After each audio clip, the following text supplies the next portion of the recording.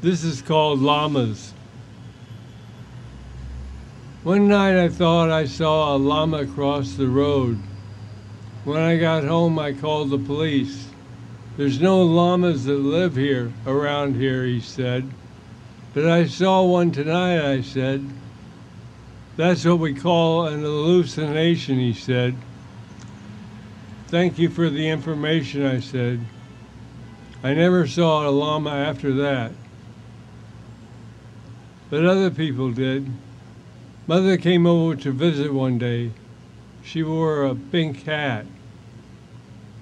I said, Mother, what a lovely hat. She said, it's part llama.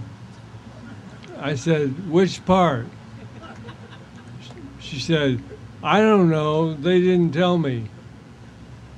Later that evening, after she had left, I found a pair of keys beneath the sofa. I thought they might be hers, so I called her. No one answered, so I forgot about it. A week passed and I didn't hear from her, which was not unusual.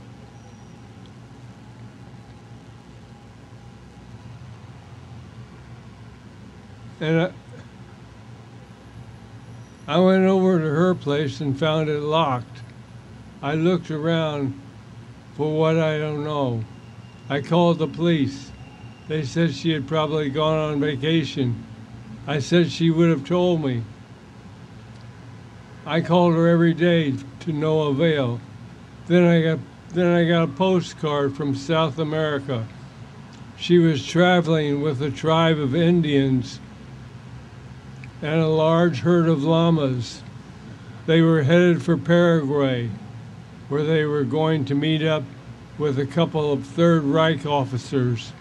They were going to take over the world.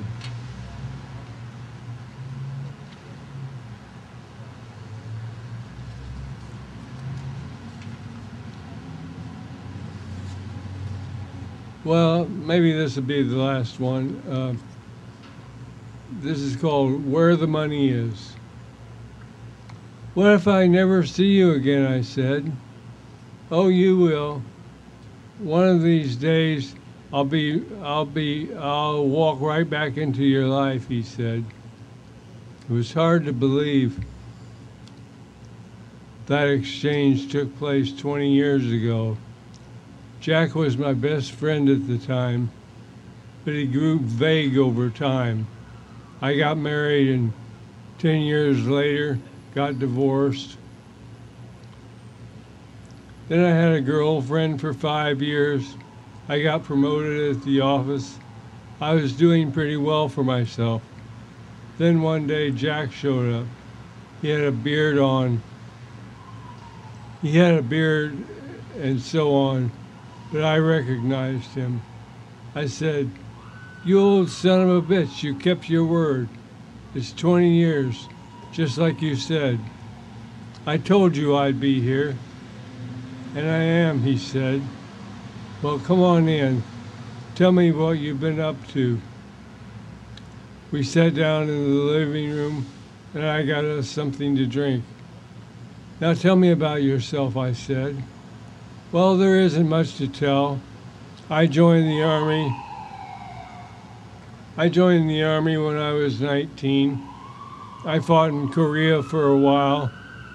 When I got out, I went to Montana and sheep herded for a couple of years.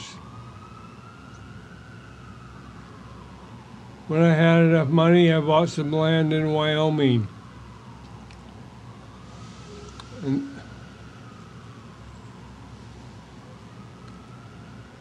that's when I started raising cattle. Before long, I had a couple of hundred. But then the drought came along and I lost them all. I didn't know what to do. What did you do? I said. Well, I dug and dug until I finally came across a dinosaur skeleton, complete. I mean, it was huge. I cleaned it all off and sold it to the Natural History Museum in New York City for $1 million. My God, what did you do then? I said. Well, I invested it all in oil, and the well went bust. What luck, I said. And what are you doing now? I'm sweeping the halls of a junior high school, he said. What a life, I said. I've never been happier, he said. Why do you suppose that is, Jack, I said. These little kids are growing up to be dinosaurs, he said. They're disappearing. They're going underground. And you're going to dig them up, I said. Exactly, he said.